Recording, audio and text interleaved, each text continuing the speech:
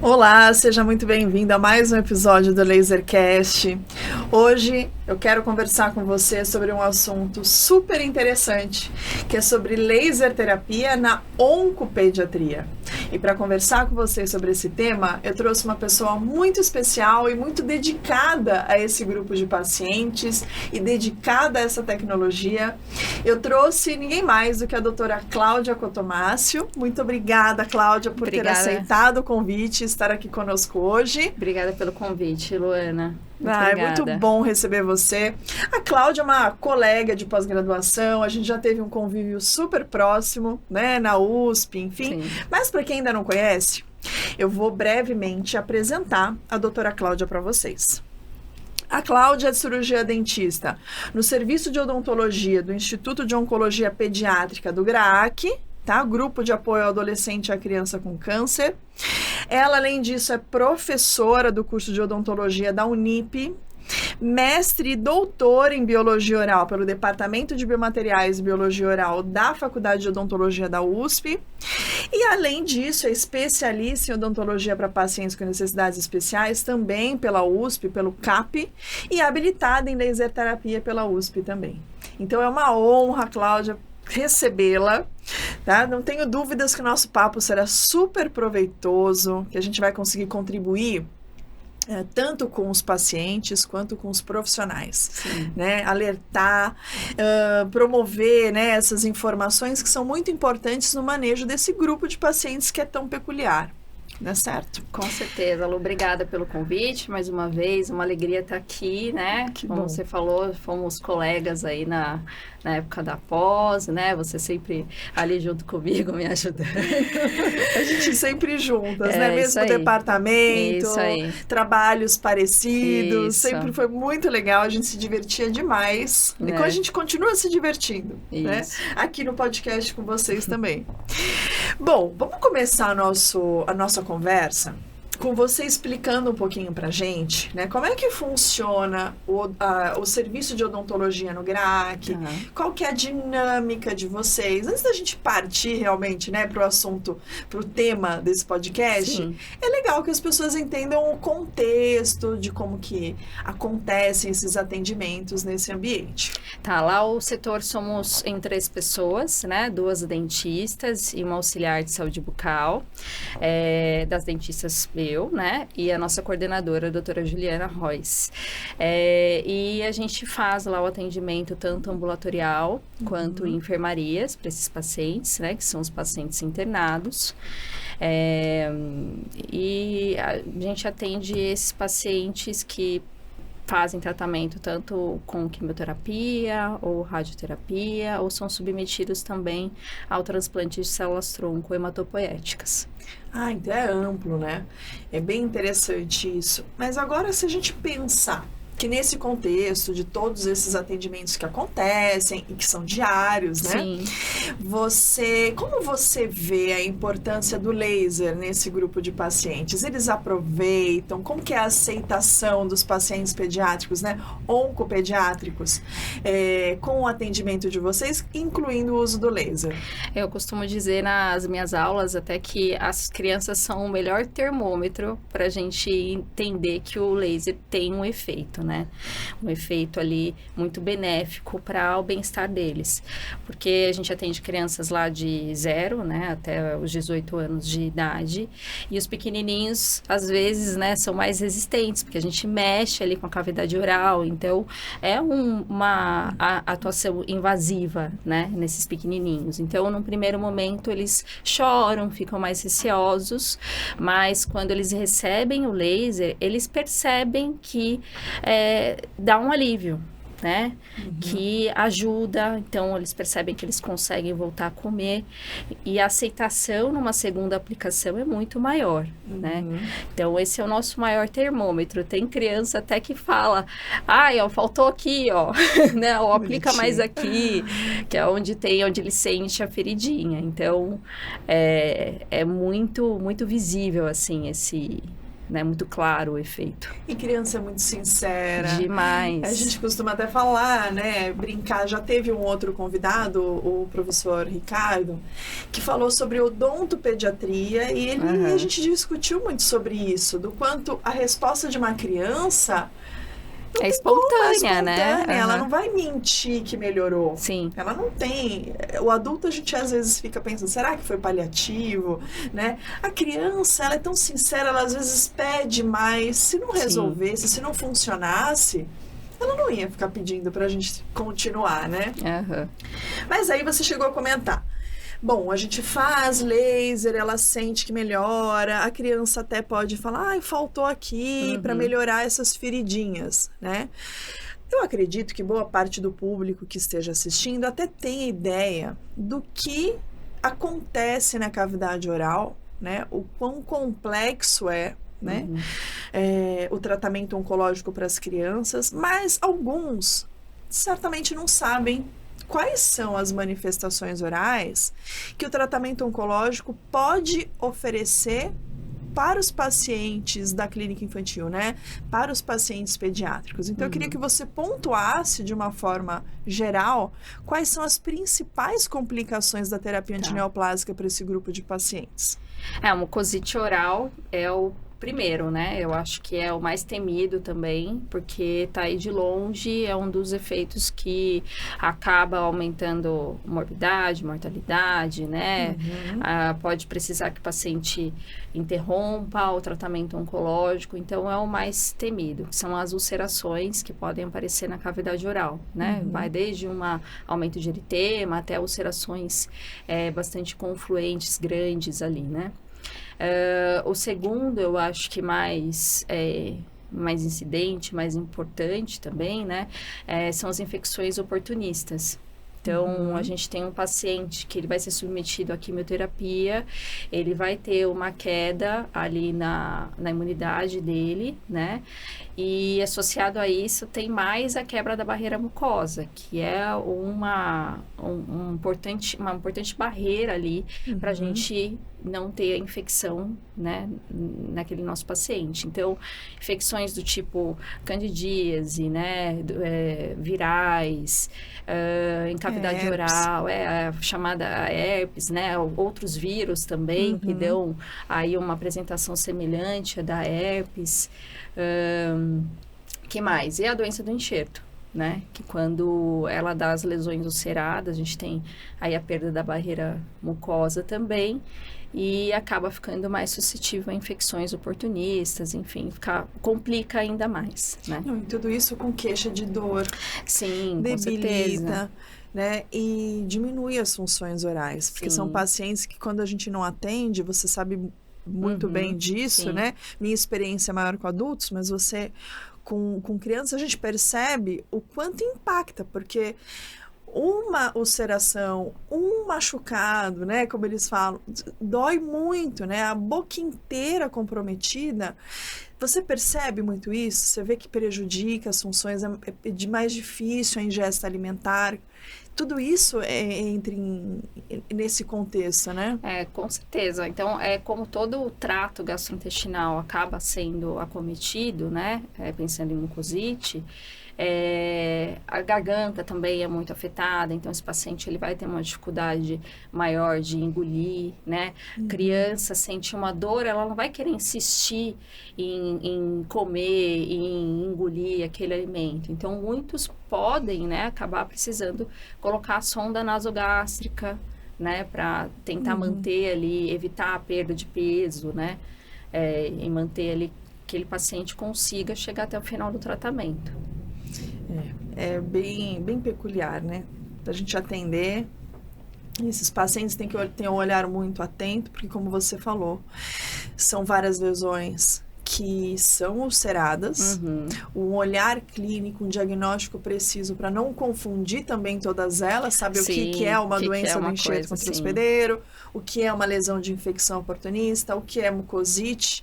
A gente sempre bate nessa tecla, porque muito se fala assim, poxa vida, é mucosite, é um paciente que está fazendo radioquímio, é mucosite, vamos fazer laser terapia, vamos atender, e nem sempre é. O diagnóstico é fundamental, né? Eu acho que para fazer qualquer coisa em clínica, o diagnóstico é a primeira coisa. Então, pessoal, inclusive em criança, né? Sim, em adulto a gente já tem uma certa complexidade, em criança esse contato, esse olhar clínico com responsabilidade é igualmente importante. Só aí, né, a partir daí é que a gente consegue seguir com um planejamento mais preciso e mais individualizado aí para os pacientes. Sim, sim. Né? Mas é aquilo. Você mesmo falou, né? Quando você cita as manifestações orais e as complicações, você fala em primeiro lugar da mucosite e, sem dúvida nenhuma, é o efeito colateral mais conhecido, mais temido e que gera, né, muitos questionamentos. Mas são questionamentos que, inclusive, acontecem por parte dos profissionais. Uhum. E a gente que trabalha com laser, estamos nesse podcast falando sobre laser, o principal questionamento que tem não é nem qual é o protocolo, mas sim qual é a diferença do protocolo de laser terapia para mucosite oral para os pacientes pediátricos com relação aos adultos. Uhum. Na cabeça dos profissionais, muda alguma coisa. Eles não podem pegar o mesmo protocolo de adultos e seguir em um atendimento na clínica infantil. Uhum. Você muda esse protocolo? Qual é essa questão? Como que você percebe essa questão e o que vocês fazem lá no GRAAC? Eu comecei atendendo adulto também, depois eu fui pro GRAAC e comecei a atender criança, né? Então, eu sempre tive aí uma ideia, né? Uma filosofia de usar mais pontos com energias mais baixas. O que seriam energias mais baixas? Energias ali entre 0,3, meio joule, né? A grande maioria dos trabalhos usa na literatura até 1 joule por ponto. Mas eu sempre usei meio joule, preferi aí priorizar a maior quantidade de pontos para cobrir ali de uma forma mais adequada toda aquela mucosa, né? Então, para a criança, a única adequação que a gente faz, na verdade, é em relação à quantidade de pontos pelo tamanho, né, da boquinha. Então, a boquinha menor, menor quantidade de pontos, né?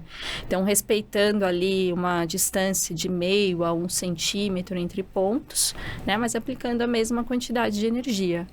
Porque a gente já aplica baixa, né? Sim, exatamente. Então, a energia que a gente já usa para adultos, isso é uma nossa filosofia, outros centros aumentam mais. Uhum. É que em decorrência dos trabalhos científicos que nós já fizemos, laboratoriais, a gente já enxerga isso nitidamente, protocolos com energias mais baixas no comprimento de onda vermelho são mais favoráveis, né? Aceleram de forma mais rápida e eficaz o processo de reparação. Né? E para esses pacientes é justamente o que a gente quer. Reparar mais rápido. Exatamente. Né? Mas aí eu tenho mais uma pergunta polêmica aí para você, né? Tudo bem, concordo com esse protocolo, faço esse protocolo e funciona muito bem esse protocolo, dose baixa, muitos pontos, tá? Mas a gente sabe que é um protocolo que ainda que ofereça analgesia, não é o que mais oferece analgesia. Sim. Para os seus pacientes com uma queixa de dor muito mais alta, algo que você realmente percebe que tem comprometido ali as funções orais, você muda o protocolo para analgesia? Qual é essa mudança? Como que você individualiza? Como é que você propõe um protocolo analgésico dentro da oncopediatria? Eu primeiro, assim, o protocolo básico, vamos dizer assim, é esse, né, dos pontos com laser vermelho, meio joule por ponto, em cavidade oral. Se eu percebo persistência, ainda dói aqui, né, que o paciente tem uma sensibilidade maior, aí sim eu posso partir para o uso do infra com 1 joule por ponto, né? Outra coisa que a gente faz também lá, que vem de um trabalho até que foi desenvolvido lá, um trabalho piloto no GRAAC, é a aplicação extraoral, né, para orofaringe. Então, aí, como a gente tem algumas barreiras teciduais para a gente atravessar e conseguir chegar, né, na orofaringe, a gente faz 3 pontos de cada lado, né, de 2 joules por ponto no infra, pensando maior penetração no tecido também. tem ajudado muito em relação à sensibilidade dolorosa, né? Porque o nosso maior desafio é com essa dor em orofaringe, né? Então, a gente consegue muito segurar a mucosite em boca, mas chega na orofaringe ali, é o nosso maior desafio. Então, os resultados em relação à analgesia são muito bons quando a gente faz essa aplicação, né? Extraoral. Então, infravermelho, 1 joule, vocês têm tido bons resultados. Direto na lesão, ou então extraoral, 2 joules por ponto. 2 joules por ponto, tá certo. E é isso. Quando eu atendia a ala pediátrica, às vezes acontecia, não sei se acontece com você, da gente chegar para fazer a irradiação e que a gente sabe da importância de ter a periodicidade, de ser diário ou perto disso, né? Tem que ter frequência para que a gente consiga controlar esses efeitos colaterais. Só que eventualmente a gente chegava para fazer a irradiação e o paciente não deixava. Não queria fazer, estava emburrado, estava dormindo, a mãe não queria acordar. Às vezes, mesmo para mucosite, eu tô te falando em off, fora do nosso cronograma, porque assim, é uma dúvida mesmo que surgiu para mim. Você falando do extra-oral voltado para orofaringe, eu cheguei a fazer muitas vezes com paciente dormindo o infra, extra-oral, mas para lesão oral. Justamente porque o paciente não estava em condições, não queria, mas para não deixar de fazer, eu fazia o infravermelho, os pontos extra-oral. Você já chegou a fazer isso? É uma adaptação aí que o odontopediatria faz. A gente tem, porque é melhor, no momento, às vezes a mãe ficar resistente, que a criança não dormiu a noite toda, com dor, e não quer acordar a criança, né? Então, é um jeito da gente levar a terapia, né? Obviamente não é a mesma coisa, mas pelo menos você leva alguma biomodulação, algum efeito analgésico ali, né? Mas o que é muito engraçado é que as criancinhas, né, que estão mais acostumadas a fazer, às vezes mesmo dormindo, elas só abrem a boca e já faz. Porque ele, óbvio, né, tem a parte também de condicionamento que vem, é todo um trabalho que você faz em pediatria, que na oncologia você tem que fazer também.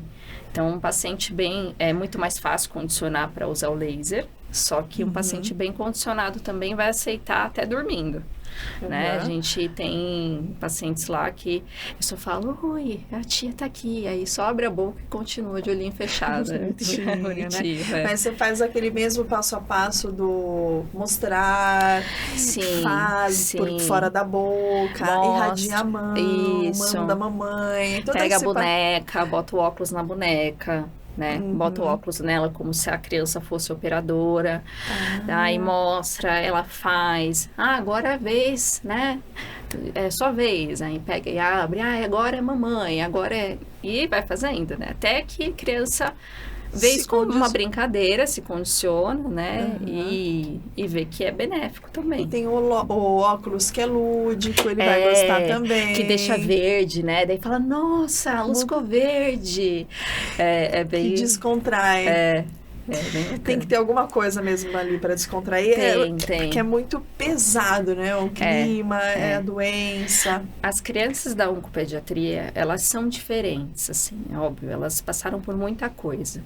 Mas são crianças ainda, né? Então, a gente precisa ainda ter toda essa sensibilidade para chegar nela. E uma vez que a gente consegue atingir isso, a gente tem ótimos resultados. Ótimo. Não, isso eu percebi, isso realmente é fundamental, e a gente escuta dos pais o quanto eles são gratos, o quanto para eles é perceptível a evolução, a melhora, em tudo, no contexto geral, social, local, né? Sim.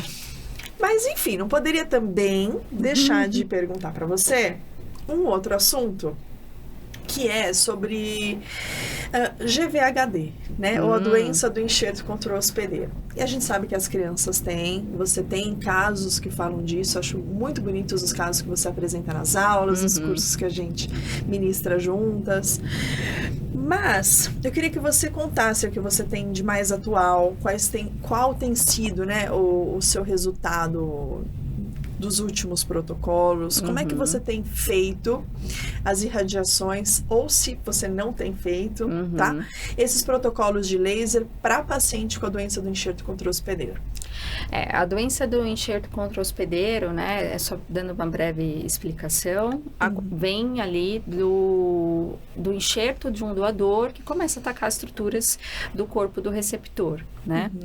E a boca é uma das primeiras regiões onde aparecem esses efeitos. Então, são estrias, liquenoides, né? Algumas ulcerações, erosões, mucoceles. E se ele apresenta alguma dessas lesões, né? Que, por exemplo, a estriação já é considerada aí uma lesão patognomônica, né? De GVHD, e a gente acompanha esse paciente periodicamente. Mas se aparecer alguma lesão, né, que o paciente começa a sentir dor, geralmente são lesões erosivas e ulceradas, aí a gente tem que entrar com, primeiro, o nosso diagnóstico, né? Diagnosticando essas lesões, a gente medica, e o padrão ouro é com os bochechos de dexametasona. Né, 4 vezes ao dia, até que o paciente tenha remissão dessas lesões e da sintomatologia. Então, o tratamento a gente entra com a sintomatologia, principalmente, né? Os bochechos de corticoide. Quando a gente pode usar o laser, né? Nessas mesmas lesões diagnosticadas, né? Lembrando também que é um paciente que ele está ali exposto a outras lesões, outros tipos de lesões, ele pode ter infecções oportunistas, pode ter também, inclusive, o desenvolvimento de carcinomas secundários, então por isso que o diagnóstico é bastante importante. A gente pode ter aí, pensar no uso do laser mais do PDT, né, que é o que eu uso mais, para lesões que estão aí infectadas secundariamente e precisam de uma desinfecção para que o reparo venha. Né? Então, lesões de doença do enxerto contra-hospedeiro, né, que estão ali persistentes, mesmo com o uso do bochecho de dexametasona, a gente entra com a técnica PDT. Né? A gente tem um caso muito bacana, a gente está para publicar, de um paciente com ulcerações, toda a cavidade oral, ulcerações, erosões, já com diagnóstico da doença do enxerto. E ele fazia o bochecho de dexametasona de forma esporádica, porque ele não tinha um acompanhamento muito assíduo, né? Ele morava em outra cidade, família muito, muito humilde. E ele veio com essas ulcerações e uma dor muito grande. Uma higiene oral também péssima, horrível. E só os bochechos não ia fazer efeito. Então, a gente tem que pegar aquele paciente e ver o que ele precisa. Então, ele precisa de uma orientação de higiene, né, completa. Precisa ser ensinado a escovar aquele dente da forma adequada para diminuir, né, o risco de infecção oportunista naquela cavidade oral. Precisa que o bochecho da dexametasona seja introduzido de forma e com frequência correta. E o PDT, nesse caso, serve para ajudar nessa desinfecção, né, dessa cavidade oral que está completamente contaminada. Então, a gente teve um resultado muito bom. Mas, né, é um acompanhamento que nessa fase, né, mais que ele estava com a doença mais ativa, foi semanal, né? Ele fazia o PDT semanal também, e a higiene oral, que é muito importante, né? É o básico bem feito também. Bem feito. E às vezes o nosso desafio, né, na oncopediatria, porque você precisa do acompanhamento dos pais de perto, porque às vezes a criança não tem a coordenação motora para isso, e a higiene oral é o principal para a gente evitar todas as outras complicações, né? O laser, obviamente, é muito importante, mas o básico tem que ser feito também. Exato. Eu já ouvi muitas pessoas falando, não, porque eu aplico laser, eu faço PDT, mas não tem bons resultados. E quando a gente vai atrás, não orientou com relação à escova, ao tipo de pasta, à técnica de escovação. Se a criança não tem autonomia, ensinar a pessoa que vai fazer, um cuidador, se é os pais, quem que vai fazer, né? Porque sem o básico, sem a higiene básica, não tem como evoluir, porque a gente fica naquele feedback, naquele ciclo de reinfecção. mesmo traumas, identificar o contexto Sim. de cada situação para que a gente consiga tratar e ter os resultados da melhor forma, né? Conseguir alcançar o melhor das técnicas e das tecnologias sim. também. Sabe que uma outra pergunta que eu ia fazer para você era justamente sobre PDT. Você já até começou falando, né? Que fazem casos de pacientes com a doença do enxerto contra o hospedeiro, que também fazem infecções oportunistas. Você já chegou a fazer mucosite também? E mucosite que demora muito para reparar. Você até vê a intenção ali de início de reparo e tal, mas ela tem um aspecto, né, que parece que ela está contaminada. E muitas vezes vem ali a questão do ambiente, né? Que aquela criança não está conseguindo limpar pela dor, enfim.